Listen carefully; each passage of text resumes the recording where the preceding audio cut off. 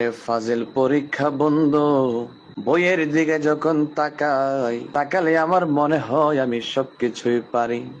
পরীক্ষার পরে আমার কণ্ঠস্থ, মুখস্থ, ঠোঁটস্থ, কিন্তু কি বলবো দুঃখের বিষয় বন্ধু, আজকে আমি মাগরিবের নামাজ পড়ে যখন পড়ার টেবিলের মধ্যে বসলাম, বসিয়া একটু চিন্তা করলাম শনিবারের থেকে আমাদের ফাজিল পরীক্ষা শুরু হবে।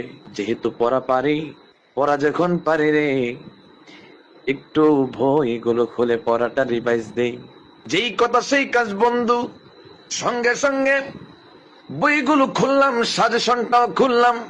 খোলার পরে যখন দেখি আরবি সব প্রশ্ন রে বাবা, দেখার সঙ্গে সঙ্গে দেখলাম আমার মাথার উপর দিয়ে হঠাৎ করে ঘূর্ণিঝড় আমফানের মতন চক্কর মারলো বন্ধুরে। ও আমার ফাজিল পরীক্ষার্থী বন্ধুরা, হঠাৎ করে নিজের সুস্থতার কথা চিন্তা করলাম। নিজের সুস্থতার কথা চিন্তা করে বইটাকে বন্ধ করে দিলাম, সাজেশনটাকে বন্ধ করে দিলাম। বন্ধ করে দিয়ে রে বই এবং সাজেশনকে তাদের আপন জায়গার মধ্যে রেখে দিলাম। ওই আমার ফাজিল দ্বিতীয় বর্ষের বন্ধু, ওই আমার বন্ধু, তোমাদের কি অবস্থা? পরীক্ষার প্রিপারেশন কেমন? জানায়ো জানায়ো জানায়ো বন্ধুরে, একটা বার তোমাদের প্রিপারেশন জানায়ো। সুবহানাল্লাহ, মাশাআল্লাহ বন্ধু। ও বন্ধু,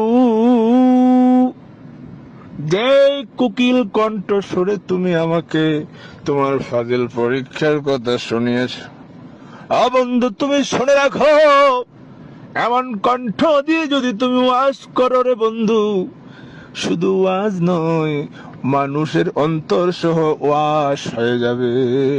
তোমার ফাজিল পরীক্ষা দিতে হবে না, তোমার কামেল পরীক্ষা দিতে হবে না, তুমি কামেলে মুকাম্মেল হয়ে গেছো। ও বন্ধু, আরো শুনে রাখো, আগামী 2026 সাল, 27 সাল, 28 সাল, পুরা 3 বছরের মাহফিল অ্যাডভান্স আমি তোমাকে কমপ্লিট করে দিলাম।